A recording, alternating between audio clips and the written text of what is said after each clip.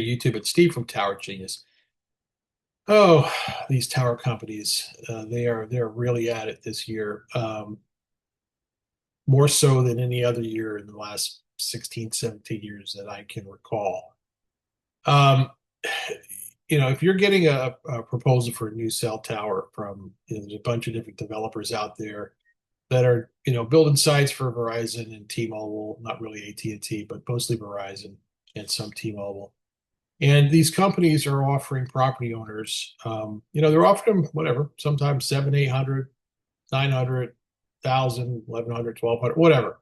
They're offering them rent, and they're trying to get like crazy deals for like 80, 90 years, which is insane. You know, look, tower company owners and real estate managers, if you guys want a 50-year deal, why do you insist on a 1.5% rental escalator? You know that in 50 years, that money is going to be worth less than half of what it is today. The buying power is just it's ridiculous. So you're forcing, maybe that's your plan, right? You're forcing the property owners to sell these things prematurely. Maybe they want to hold on to them, but you're not making it very very affordable for them to keep these things. It doesn't make any sense, right?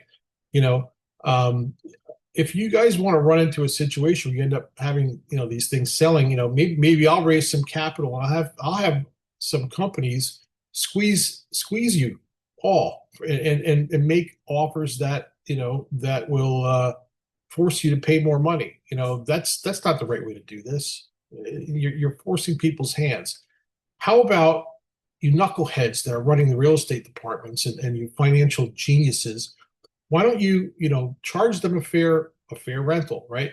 But then maybe you're charging them the greater of something. So maybe you charge them like 1,000, 11, 1,200 bucks, the greater of, or let's say 30, 35, 37% of your income on that lease premises, right?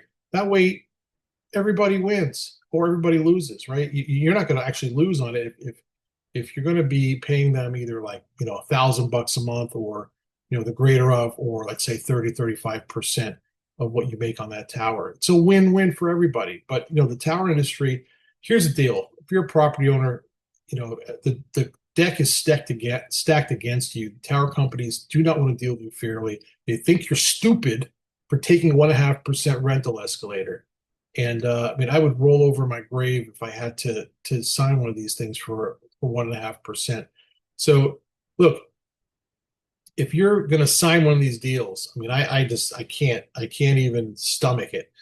You end up, you're probably going to end up in the next 2, 3 years selling it back to that tower company for a very low multiple, right? Because it's going to have a right of first refusal on it, most likely, and it's a crappy escalator. So, maybe they'll offer you 13, 14, 15 times the annual rent if you're lucky, or 16 or 17 times. But you won't get multiples up in the 20s like you would if it was a fair deal, right? So, the tower industry is predatory, okay? And they're looking for people to prey on. And you are the low-hanging fruit if you're signing one of these deals for 1.5% rental escalations for a year.